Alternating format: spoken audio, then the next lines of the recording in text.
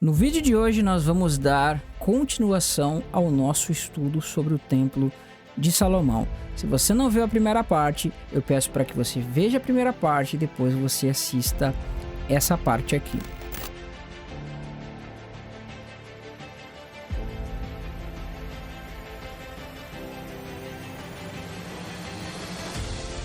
Paz de Cristo, meus irmãos. Meu nome é Israel Fontoura e você está aqui no canal Reino de Deus. Antes de iniciarmos esse vídeo, claro, quero pedir para você se inscrever, compartilhar e deixar o seu like, tá? Lembrando que a apostila desse vídeo vai estar no canal reinodedeus.com. Vá lá e faça o seu download. O link vai estar aqui na descrição para você lá baixar a sua apostila. E eu quero dizer que você pode patrocinar aqui o nosso trabalho também através do Apoia-se, que vai estar aí na descrição. Você pode ajudar o canal aqui com qualquer valor para podermos manter este trabalho. Mas sem mais delongas, vamos continuar aqui o nosso vídeo. Então, esta é a apostila do nosso estudo que nós estávamos vendo na aula passada, né? Se você não viu a última aula, então veja e acompanhe a primeira aula para você entender, senão você não vai entender o que estava sendo passado. Mas a gente vem demonstrando a relação da carne e a relação do espírito, tá? A relação em que a carne ela é um desvio da vontade de Deus, mas aquilo que vem da promessa e do espírito é isso que é a vontade de Deus, perfeito? Então aqui nesse slide nós vamos ver que Abraão, né, nós vimos a história de Abraão, ele vai, não é mesmo, aos moldes de Adão e Eva, ele vai escutar a voz da sua mulher, que nós vamos ver que é Sara, e Sara vai trazer para Abraão, como nós vimos aqui, vai trazer Agar, e Agar vai dar este filho aqui, que é Ismael, tá? Ismael vai ser este filho de Abraão que nós vimos que é segundo o quê? A escravo, segundo a carne, tá? Então, isso aqui é aquilo que não agrada a Deus, que é, né, segundo aquilo que não vem pela fé. Porém, aquilo que Deus prometeu para Abraão, que, como nós vimos, seria feito de uma forma miraculosa, vai se cumprir por meio de Sara, que é livre, e ela vai dar um filho segundo aquilo que Deus prometera, tá? E esse filho vai ser quem? Isaac. Então, este é o modelo, não é mesmo, da promessa, tá aqui, um certo. Promessa é a vontade de Deus e carne é fruto do quê? Da falta de fé, do pecado, etc. Então, olha o que vai dizer aqui, vamos ler esses textos. Então disse Abraão a Deus: quem dera viva Ismael diante do teu rosto. E disse Deus: na verdade, Sara, veja bem, tua mulher te dará um filho, e chamarás o seu nome Isaque, tá? E com ele estabelecerei a minha aliança por aliança perpétua para a sua descendência depois dele. A minha aliança, porém, estabelecerei com Isaque, o qual Sara dará à luz neste tempo determinado no ano seguinte. Então, olha o que Paulo ele vai nos explicar dessa relação de Sara e Agar, de Ismael e Isaque. Quando você entende essa questão aqui de Ismael e Isaque, Sara e Agar, você vai entender coisas, por exemplo, como Romanos 8, 9 e 10, e até Romanos 11, que vai tratar de Esaú, que vai tratar de Isaque, que vai tratar de Jacó, e que, infelizmente, algumas pessoas vão utilizar disso para criar certas doutrinas, por exemplo, como o calvinismo, que não é o que o texto está falando, mas simplesmente o que ele está mostrando em Romanos 8, 9, 10 e 11 é a relação daqueles que vieram pela carne, que são quem? São aqueles que têm, né, o sangue de Abraão, tem a carne de Abraão, são descendentes de Abraão, estão na terra que foi destinada a Abraão, mas eles são apenas carne. Então, assim era Ismael. Por conseguinte, nós também somos descendentes de Abraão, mas nós nascemos segundo a promessa de uma forma miraculosa, porque nós fomos gerados segundo o Espírito. Então, Ismael vai representar a carne, mas nesse contexto vai representar aqueles que vieram da primeira aliança. E vai dizer o seguinte, lá em Gálatas capítulo 4, verso 22 e verso 23. Porque está escrito que Abraão teve 2 filhos, um da escrava e outro da livre. Escrava, Agar, livre, Sara. Todavia o que era da escrava nasceu segundo a carne, mas o que era da livre segundo a promessa. Então nós podemos entender aqui que nesse contexto de Gálatas, você vai ver que ele está constantemente falando de obras da lei, estar debaixo da lei, principalmente nesse capítulo 4 que ele vai falar, né? Que o povo ali queria estar debaixo da lei, ele vai mostrar uma relação e vai mostrar para você que Agar, ela é uma relação com o Monte Sinai e com a primeira aliança. Então, todos aqueles que estão debaixo da primeira aliança, debaixo de Agar, estão debaixo do Monte Sinai e, consequentemente, como o texto vai falar, são escravos. E eles vão ser representados por Ismael. E isso vai nos mostrar que a primeira aliança ela não veio por causa da vontade de Deus, mas ela veio por causa do tropeço do povo. Então, assim como Abraão, naquele momento, ele tropeçou juntamente com Sara na promessa, dando ouvido à voz da sua mulher, assim também os israelitas, quando saíram do Egito, eles não creram e acabaram o quê? Se tornando escravos. Mas aí a gente tem estudo sobre isso no canal. Se você não viu o meu vídeo sobre o tabernáculo de Moisés, eu falo muito sobre isso. Nós vamos ter mais continuações desses assuntos, tá? Então, lá no final do vídeo vai estar para você esse vídeo sobre o tabernáculo de Moisés, onde eu explico isso com muito mais detalhes. Mas aqui deu para nós entendermos, perfeito? Então vamos avançar aqui. Nós queremos chegar aqui no ápice do estudo, que é entender justamente a relação de Salomão e o templo que ele vai construir. E nós vamos entender que esse templo, ainda que ele tenha sido construído, ele não era da vontade de Deus, bem como o templo ou o tabernáculo nenhum literal. Então vamos lá.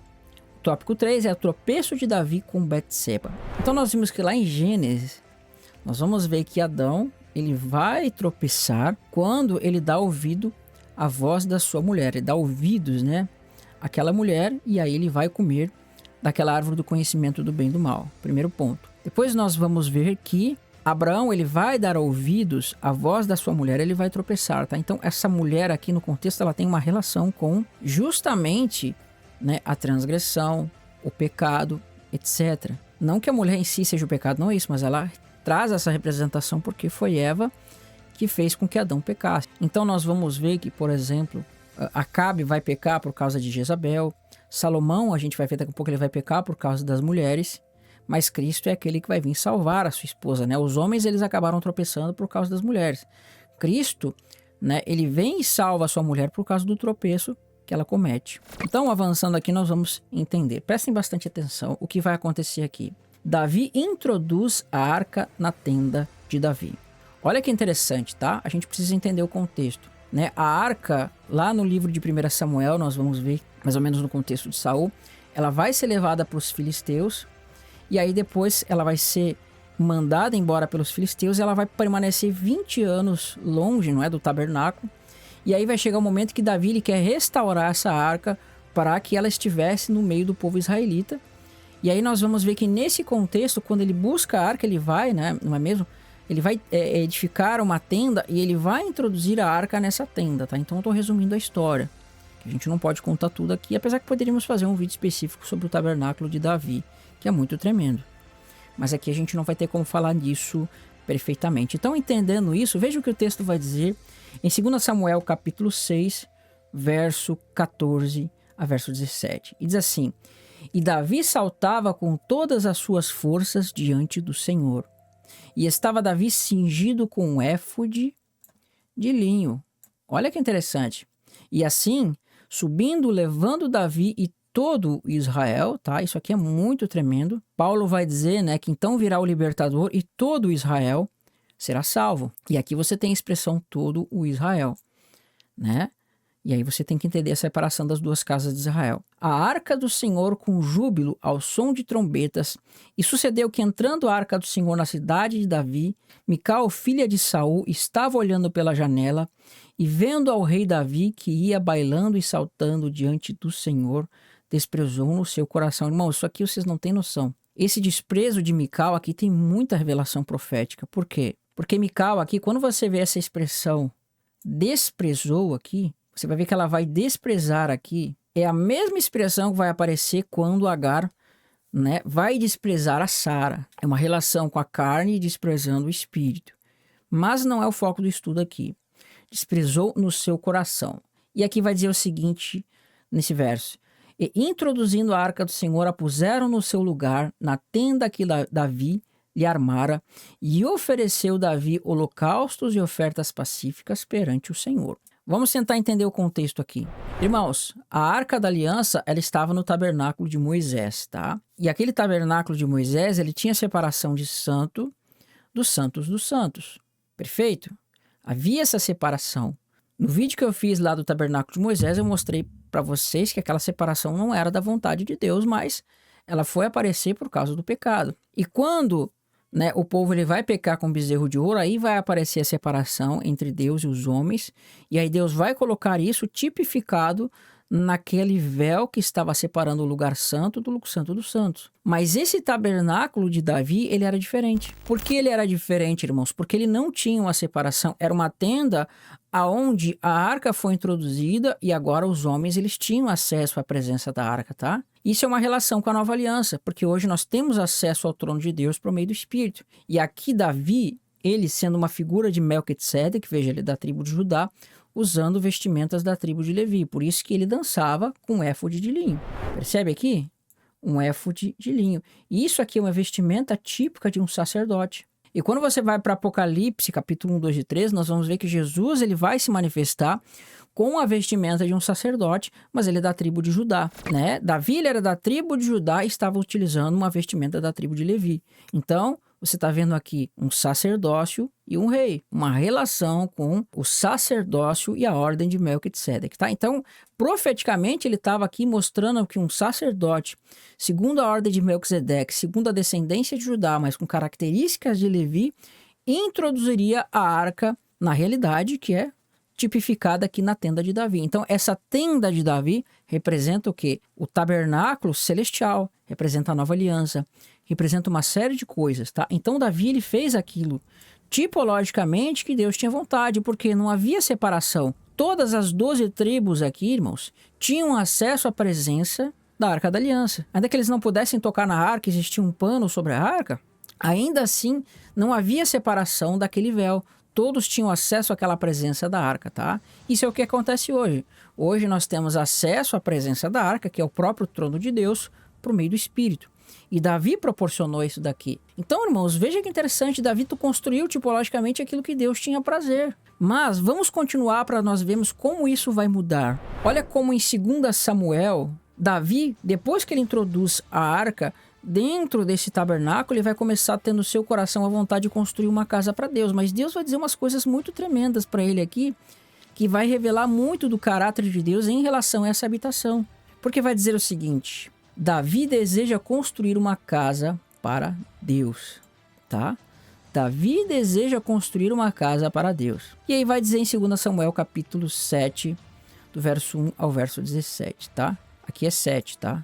Tá errado aqui, mas é capítulo 7. Disse o rei ao profeta Natã: eis que moro em uma casa de cedro, e a arca de Deus mora dentro de cortinas, que foi o que eu falei.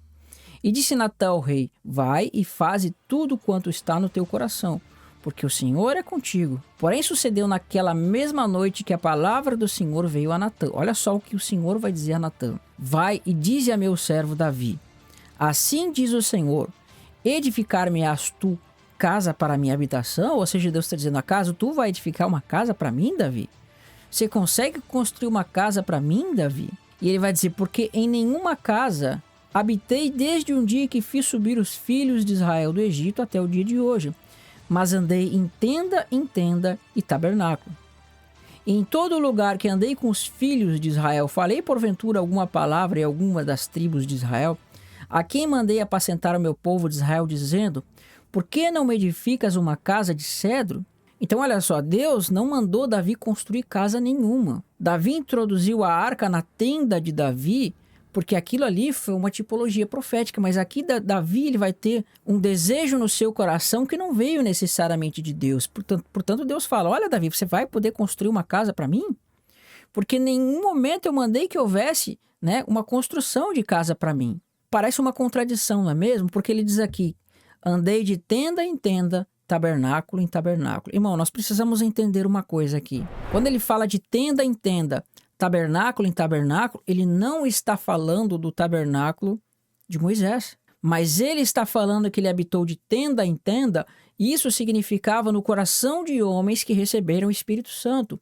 Profetas que foram tendas para Deus, que Deus estava com eles, Deus estava neles. O próprio Davi tinha o Espírito Santo em si, ele era uma tenda de Deus. E aí Deus está falando: olha, Davi, você não pode construir uma casa para mim, porque desde o dia que tirei da terra do Egito, você já não pedi que houvesse casa nenhuma, como ele diz aqui.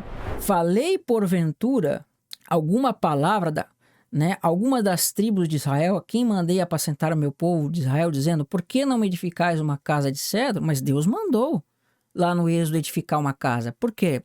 Porque aquela casa era tipológica.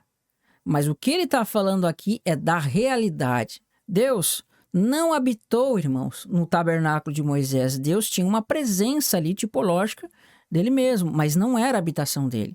Porque vai dizer o seguinte, presta atenção aqui que Deus ele vai utilizar, como a gente chama aqui no sul, de pega-ratão. Preste bastante atenção. Davi diz que os descendentes de Davi construiria. Aí Deus vai dizer para Davi em 2 Samuel capítulo 7. Quando os teus dias forem completos, ou seja, quando Davi morrer, e vieres a dormir, morrer, né?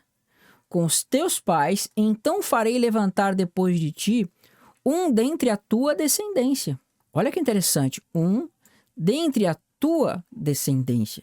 Aí você vai ler esse texto, você vai pensar, tá vendo? Tá falando de Salomão. Não, não está falando de Salomão. Por quê? Porque diz aqui, quando os teus dias forem completos e vieres a dormir com os teus pais, então farei levantar depois de ti um dentre a tua descendência. Irmãos, quando Salomão nasceu, Davi estava vivo. Mas aqui fala, quando os teus dias forem completos e vieres a dormir com os teus pais, então farei levantar depois de ti um dentre a tua descendência. Então, isso não pode ter se cumprido em Salomão, porque Salomão, irmãos, quando nasceu, quando recebeu a incumbência de levantar o templo, Davi ainda estava vivo. E vai dizer mais para você entender isso. O qual sairá das tuas entranhas, e estabelecerei o seu reino. E este edificará o quê? Uma casa ao meu nome. E confirmarei o trono do seu reino para sempre, e eu lhe serei por pai, e ele me será por filho. Irmãos, isso aqui não está falando de Salomão, porque Salomão nunca foi por filho de Deus e Deus por pai dele, nunca. Isso não aparece na Escritura. E segundo, o reino de Salomão ele não permaneceu para sempre nem o seu trono. Ele vai ser desfeito quando os reis da Babilônia vão tomar e levar, não é mesmo? Destruir o reino. E aí nós vamos ver que depois essa mesma frase que foi falada aqui para Salomão, ela vai ser falada lá em Zacarias para o sacerdote Josué, que ele edificaria uma casa ao nome do Senhor. E para Zorobabel. Tá? Então este aqui, irmãos, não é Salomão. Mas Davi não entendeu isso. Davi entendeu que esse aqui estava falando de Salomão, mas Deus estava falando daquele que viria. Por quê? Porque nós vamos entender daqui um pouquinho. E se vier a transgredir, castigá-lo-ei com vara de homens. Salomão não foi castigado com varas de homens. Mas Cristo ele não transgride, porém ele é castigado com vara de homens. Ele é castigado com vara de homens não por causa do pecado dele, mas por causa do pecado da igreja. E agora a transgressão da igreja, o pecado dela vai ser castigado nele. E com açoites dos filhos de homens, mas a minha benignidade não se apartará dele, como a tirei de Saul, a quem tirei de diante de ti. Porém, a tua casa e o teu reino serão firmados para sempre diante de ti, e o teu trono será firme para sempre. Conforme todas essas palavras e conforme toda a visão, assim falou Natã a Davi. Então, irmãos, Davi, ele não vai entender corretamente isso daqui, ele vai entender pela carne. E quando, irmãos, ele entende isso, nós vamos ver que agora ele vai querer construir uma casa ao Senhor. Mas Deus diz assim, olha Davi, você não vai conseguir construir casa nenhuma para mim, porque eu vou levantar um descendente depois de ti, e esse descendente depois de ti, esse que vai construir uma casa ao meu nome. Só que quando ele estava falando de construir uma casa ao seu nome, irmãos, ele não estava falando de uma casa literal, mas ela estava falando da construção que seria feita no corpo de Cristo depois daqueles açoites que nós vimos ali. Então, essa é a relação que ele tinha em mente aqui.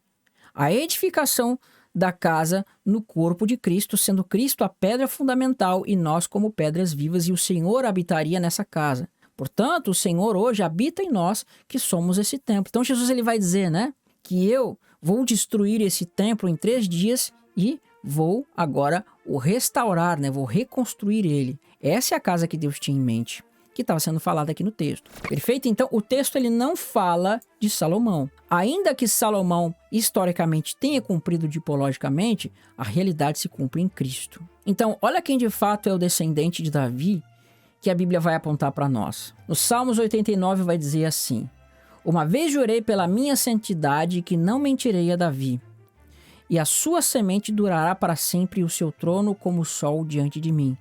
E será estabelecido para sempre como a lua e como a testemunha fiel no céu. E aí vai dizendo Gálatas capítulo 3, verso 16. Ora, as promessas foram feitas a Abraão e a sua descendência, o mesmo descendente de Davi. E não diz as descendências, como falando de muitas, mas como de uma só. E a tua descendência é Cristo. E aí em Isaías 11, verso 1 a 5 diz assim: porque brotará um rebento do tronco de Jessé, e das suas raízes um renovo frutificará. E repousará sobre ele o Espírito do Senhor, o Espírito de sabedoria e de entendimento, o Espírito de conselho e de fortaleza, e o Espírito de conhecimento e de temor do Senhor, e deleitar-se-á no temor do Senhor, e não julgará segundo a vista dos seus olhos, nem repreenderá segundo o ouvir dos seus ouvidos, mas julgará com justiça os pobres e repreenderá com equidade os mansos da terra. E ferirá a terra com a vara de sua boca, e com o sopro dos seus lábios matará o ímpio. Olha só, matará o ímpio, né? Uma relação com o anticristo. E a justiça será o cinto dos seus lombos, e a fidelidade o cinto dos seus rins. Então este aqui é o descendente de Davi, que vai ter o trono eterno prometido a Davi. Então, irmãos, existem várias dessas coisas que acontecem na Escritura que você tem um cumprimento tipológico no primeiro momento, mas a realidade do cumprimento disso se dá no final, que vai se cumprir em Cristo, porque Cristo é a plenitude, é o ápice de toda a completude das profecias de Deus, tá? Esse aqui é o descendente de Davi. Então, olha que interessante o que nós vamos ver aqui. Abraão, ele vai receber a promessa de uma descendência. Isso vai estar em Gênesis 12, 1 a 3 e Gênesis 22, 15 a 18. Davi vai receber a promessa de um descendente, só que esse descendente, irmãos, é exatamente o mesmo de Abraão. Ele vai receber a promessa de um descendente no capítulo 7 de 2 Samuel e em Isaías 11, e aí isso vai se cumprir aqui em Cristo. Ele vai ser o cumprimento da promessa da descendência. Vai estar em Ezequiel 34, Lucas 1, verso 3, 2, Hebreus 11, Gálatas 3, verso 16. Inclusive, essa expressão, eu lhe serei por pai e ele me será por filho, que aqui a gente vai entender que é Salomão, se a gente for entender literal. Essa expressão que está sendo aplicada aqui na profecia de 2 Samuel, que Davi vai entender que falava de Salomão, ela vai estar aparecendo em Hebreus como falando de Cristo e não de Salomão. Agora, lembra que eu mostrei para vocês, irmãos, que tem essa relação de sempre as coisas elas saírem do seu eixo porque os homens eles vão dar ouvidos à voz das mulheres? Aqui nós vamos ver que não é que ele vai dar ouvido à voz da mulher, mas ele vai dar olhos a esta mulher, e esta mulher ela vai trazer um desvio daquilo que Deus tinha em mente. Então vamos olhar aqui. Então Davi peca com Betseba.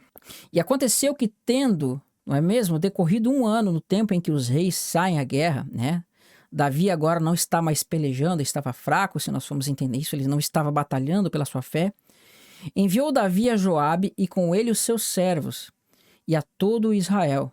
E eles destruíram os filhos de Amon e cercaram a Rabá. Porém Davi ficou em Jerusalém, e aconteceu que numa tarde Davi se levantou do seu leito e andava passeando no terraço da casa real e viu no terraço uma mulher que estava se lavando. E era esta mulher muito formosa à vista, né? Aquele cobiçou a mulher. E mandou Davi indagar quem era aquela mulher, e disseram: porventura não é esta Betseba, filha de Eliã, mulher de Urias, o heteu? Então enviou Davi mensageiros e mandou trazê-la, e ela veio, e ele se deitou com ela, pois já estava purificada da sua imundícia. Então voltou ela para sua casa, e a mulher concebeu e mandou a dizer Davi: estou grávida. O que nós vimos na transgressão de Adão e Eva, nós vamos ver que agora vai surgir os filhos da carne também. Se eles não tivessem transgredido, não haveriam filhos da carne e, consequentemente, não haveria morte. Depois nós vamos ver quando Abraão ele tropeça e quer dar uma forcinha para Deus, Agar vai ser chamada e vai nascer os filhos da carne. E aqui quando Davi ele peca com Betseba, nós vamos ver que o mesmo vai acontecer. Ela vai ficar grávida agora, e essa gravidez, o primeiro filho vai morrer, mas o segundo filho que vai vir, esse não vai morrer. E ele vai se tornar rei. E aí, quando esse descendente nasce, Davi vai começar a entender que esse descendente era o cumprimento da promessa da construção da casa. Porém, não era essa a realidade. Porque vai dizer o seguinte: então consolou a Davi a Betseba, sua mãe, e entrou, né, teve relação com ela, e se deitou com ela, e ela deu à luz a um filho, e deu-lhe o nome de Salomão, e o Senhor amou. E aí diz: todavia tu não edificarás esta casa, porém o teu filho que sair dos teus lombos edificará a casa ao meu nome. Então, em 1 Reis, capítulo 8 e 2 Samuel, capítulo 7, nós vemos que seria o descendente de Davi que construiria a casa. Só que quando ele fala, porém, o teu filho, não era necessariamente Salomão aqui, mas ele estava falando do Cristo que viria. E pelo fato de ele estar falando do Cristo que viria, né, Davi não entendeu a relação do cumprimento das coisas futuras, ele vai entender que se trata de Salomão.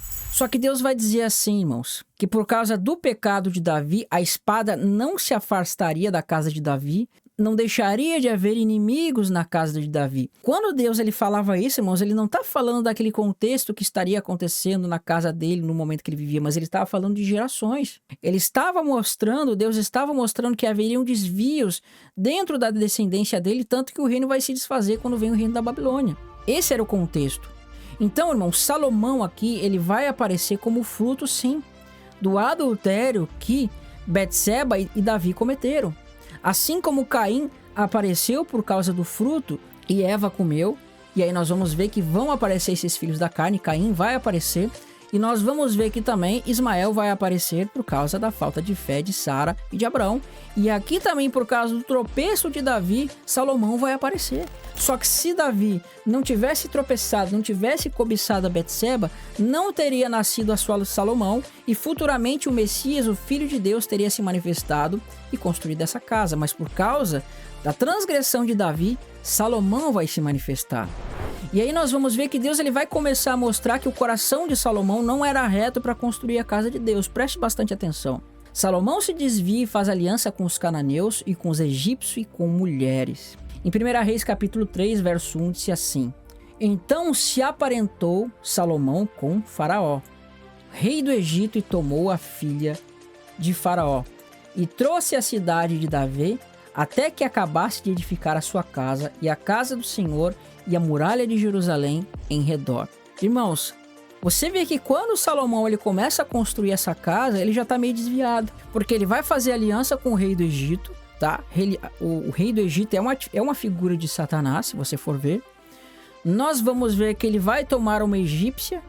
Deus nunca mandou que os reis tomassem das filhas de outras nações. Salomão ele vai fazer aliança com o rei do Egito.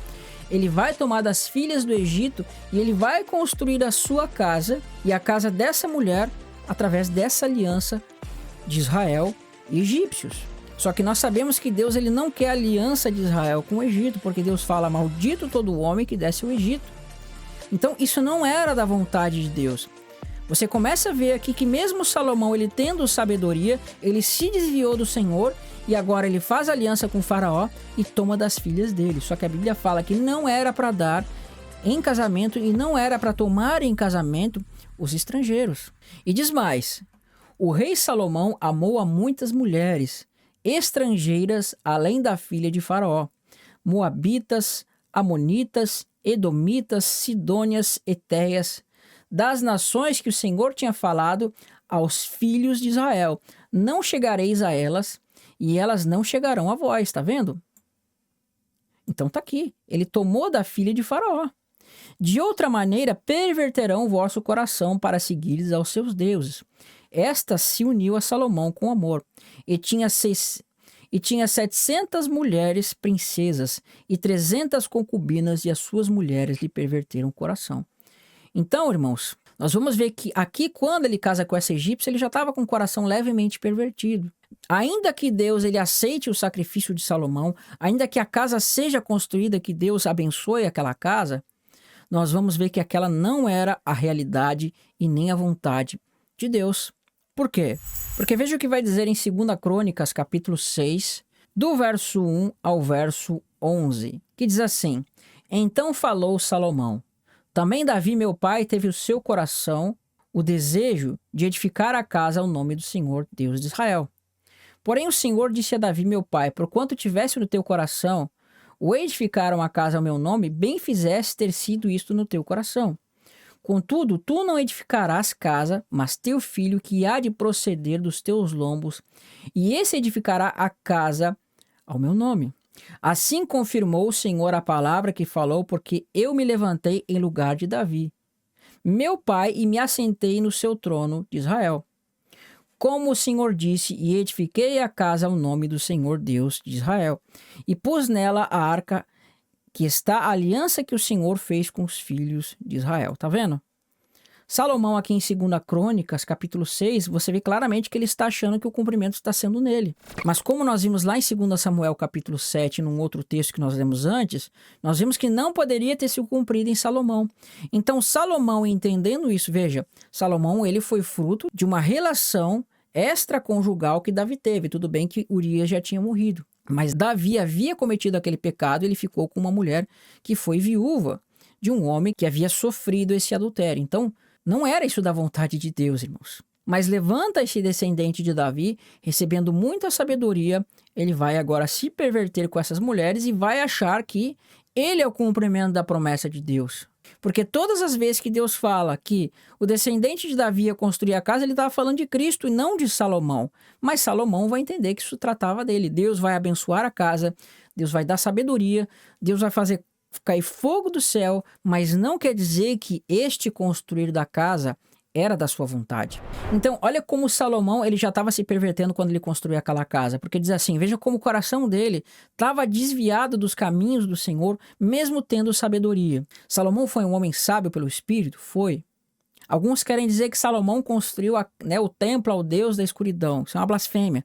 Salomão construiu o templo a Deus, mas Deus tolerou isso que não era da sua vontade. Mas Salomão, irmãos, ele não atentou para algumas coisas da lei, porque veja, diz assim em Deuteronômio 17, verso 16. Porém ele, o rei, não multiplicará para si cavalos, nem fará voltar o povo ao Egito para multiplicar cavalos, pois o Senhor vos tem dito, nunca mais voltarei por este caminho do Egito. E Salomão foi lá, além de casar com o egípcio, fez aliança com o faraó. Aí vai dizer o quê? Deus falou que os reis não podiam ter muitos cavalos. O que vai dizer?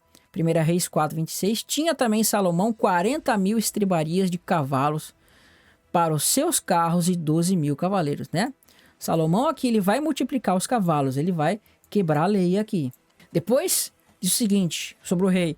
Também para si mulheres não multiplicará, porque o seu coração não se desvie. Tá aqui. E o que vai dizer? E o rei Salomão amou muitas mulheres estrangeiras, além da filha de Faraó, etc, etc. Salomão vai quebrar este mandamento referente ao rei. Em Deuteronômio 17 vai dizer o seguinte, nem prata, nem ouro multiplicará para si. E diz o seguinte, e o peso ouro que se trazia a Salomão a cada ano era de 666 talentos, Tá vendo aqui? 666 talentos. É muito dinheiro. Ele estava multiplicando o ouro, coisa que Deus falou para não fazer. Além do que entrava dos negociantes e do contrato dos especieiros e de todos os reis da Arábia e os governadores da mesma terra. Tá? Então Salomão ele vai quebrar este mandamento também. E aí nós vamos ver que vai entrar no coração dele o desvio contra o Senhor. Irmãos, eu entendo que Salomão é uma pessoa que ele se desviou, mas ele vai depois se converter do seu pecado. Se você for ver o livro de Eclesiastes, nós vamos ver que ali é Salomão escrevendo e ele é um homem já velho, que relatou todas essas coisas, mas no final ele chegou à conclusão que o verdadeiro dever do homem é a obediência aos mandamentos do Senhor, mostrando que ele se converteu disso e voltou ao Senhor. Eu entendo assim, entendo claramente que ele se converteu e voltou ao Senhor. Tanto que depois o Cristo vai falar, não é mesmo, sobre a sabedoria no qual pessoas foram salvas por terem escutado Salomão, como a rainha de Sabá, por exemplo. Então, o que nós vemos aqui? Alguns erros de Salomão.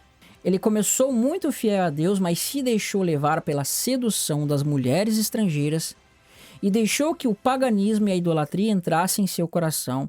E ele construiu altares e adorou os deuses de suas mulheres, deixando Deus irado. Então, ele se tornou morno espiritualmente aqui. Salomão foi vaidoso. Fez alianças com os povos vizinhos e levaram a muitos casamentos, que acabou prejudicando o seu reinado, mas mesmo depois de ser reprovado por Deus, ele não mudou de postura, continuou desobediente até lutou contra as profecias do Senhor, tentando matar a Jeroboão, homem que Deus havia designado que iria reinar sobre as 10 tribos de Israel, né? Ele teve vaidade e deixou subir ao seu coração. Ele se tornara mais egoísta e egocêntrico, muitas vezes se apoiando e vangloriando nas famosas sabedoria e riquezas. E ele foi ganancioso. Entre todas as bênçãos, Deus também prometeu que daria riqueza a Salomão, mas mesmo sendo o rei mais rico de todo o mundo, o rei queria mais e passou a cobrar muitos impostos do povo de Israel. E a ganância dele foi tão grande que logo que ele morreu, alguns israelitas foram até Roboão, o herdeiro, pedindo que ele fosse mais justo que os seus súditos, com os seus súditos. Tá? Então foi problemas que Salomão teve no seu reinado que estavam mostrando que ele não era aprovado por Deus para ser aquele que de fato construiria a casa do Senhor. Ele colocou coisas que não eram da vontade de Deus e construiu uma casa que nós vimos que deveria ser sido feita pelo Cristo, não por ele. Então, por que esses templos literais, por que essas casas literais não podem ser da vontade de Deus? Porque os profetas vão responder. Isso vai estar em Isaías 66. Assim diz o Senhor, o céu é o meu trono e a terra é o escabelo dos meus pés. Que casa me edificareis vós? E qual seria o lugar do meu descanso? Ou seja, ele está dizendo, que casa vocês podem me construir? Porque os israelitas, irmãos, eles estavam confiando nesse templo aqui, eles estavam cometendo os seus pecados, as suas transgressões e achavam que esse templo era a salvação deles. Só que Deus ele não habitava de fato aqui, irmãos. Então eles estavam literalmente idolatrando esse templo e achando, colocando a sua confiança nele. Mas na verdade, irmãos, isso daqui, esse templo foi um desvio da vontade de Deus. Porque Deus nunca quis esse templo. Deus nunca mandou que se construísse esse templo. Você pode pegar, irmãos, Deus não mandou que se construísse esse templo. Isso aqui foi coisa da cabeça de Davi e Salomão depois vai construir isso aqui, mas não era da vontade de Deus, ainda que ele confirmasse, fazendo cair fogo do céu e tudo mais. Mas o povo se desviou por causa da confiança nisso daqui. Então, eles não poderiam edificar a casa literal, uma casa para o Senhor. Por quê? Porque Paulo vai dizer lá para frente, ou não sabeis que o vosso corpo é o templo do Espírito Santo, que habita entre vós, proveniente de Deus e que não sois de vós mesmos, irmãos, essa é a verdadeira casa, essa que o descendente de Davi construiria. Jesus, porém, respondeu em João capítulo 2, verso 19, derrubarei este templo e em 3 dias o levantarei. Isso aqui está falando do corpo de Cristo que seria levantado entre os mortos. Em Atos 17 vai dizer o seguinte, o Deus que fez o mundo e tudo o que nele há, sendo o Senhor do céu e da terra, não habita em templos feitos por mãos de homens. Irmãos, Deus ele não habitou no templo de Salomão e Deus ele não habitou no tabernáculo de Moisés, mas ele tinha uma presença dele, mas não quer dizer que fosse a habitação dele, porque aquilo era uma figura do Cristo, do Messias que haveria de vir. Esse templo é uma figura de Cristo? É, mas também fala da transgressão e do erro do povo. Nem tampouco é servido por mãos de homens como que necessitando de alguma coisa, pois ele mesmo é quem dá toda a vida e a respiração a todas as coisas. Então nós vamos ver que existe uma diferença entre o tabernáculo de Davi e o templo de Salomão. Preste atenção. Salomão levantava o muro de separação, ou seja, o véu de separação que não havia no tabernáculo de Davi. Também fez casa ao lugar santíssimo, 2 querubins, obra móvel e cobriu de ouro. Também fez o véu azul e púrpura e carmesim e linho fino e pôs sobre ele os querubins. Assim trouxeram os sacerdotes a arca da aliança que o Senhor, ao oráculo da casa, ao lugar santíssimo até debaixo das asas do querubim. Tá, então não precisa ler aqui, você pode ver as referências depois. Irmãos, Salomão ele vai agora edificar novamente a separação que existia entre Deus e os homens. E Davi ele havia desfeito essa separação quando introduziu a arca no tabernáculo de Davi. Mas Salomão ele vai levantar o véu novamente. Ele vai reconstruir o muro de separação que havia entre Deus e os homens, que nós vamos falar num outro vídeo. Irmãos, eu vou finalizar esse vídeo aqui, que ele já está um pouquinho grande. E a gente vai fazer mais vídeos como esse daqui. Nós vamos tentar entender um pouco mais essas questões aqui sobre casa de Deus, os templos. E eu quero fazer vídeos como esse demonstrando sobre o templo de Ezequiel, templo de Esdras, e Neemias e tudo mais, tá bom? E aí no final nós vamos entender o tabernáculo de Davi que vai estar lá em Isaías 15, 16, que trata do reino de Deus. Tá bom, irmãos? Então, quero pedir para você baixar essa apostila no canal reinodedeus.com, o link vai estar na descrição. Você pode baixar para estudar e também te convido a se inscrever, aqui nesse canal. E se você quiser ajudar aqui o nosso trabalho, se inscrevendo lá no Apoia-se com qualquer valor ou sendo participante do grupo de mantenedores, basta clicar no link na descrição e você vai estar me ajudando, tá bom? Essa semana, se Deus quiser, nós vamos estar dando início ao nosso curso de teologia aqui, de graça para você, e você vai poder ter acesso aos materiais. Se Deus quiser, faremos isso, tá bom? Te inscreve, compartilha e deixa o seu like, e que Deus abençoe a sua vida. Até um próximo vídeo. Tchau, tchau.